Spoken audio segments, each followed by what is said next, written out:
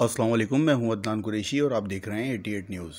88 news गुज़िश्ता चंद महीनों से दिखा रहा है कि राशिद कमाल नाज़िमाबाद टाउन में किस तरीके से अपने कमालात दिखा रहे हैं। इन्होंने पूरे नाज़िमाबाद का बेड़ा गर्क करके रख दिया। ठेले पतारों की तो भरमार हो गई है।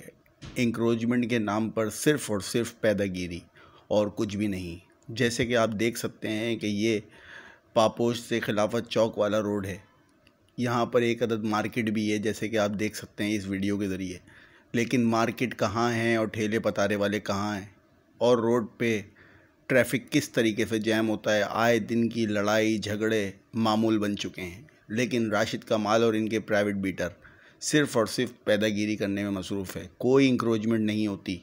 एसी साहब बहुत अच्छा काम करते हैं। एसी साहब जो हैं वो इंक्रोचमेंट हटाते हैं, लेकिन पीछे से जो है वो राशिद कमाल के प्राइवेट लोग आके दोबारा से ठेले पतारे लगवा कर उनसे पैदागिरी करना शुरू कर देते हैं और रकम भी बढ़ जाती है।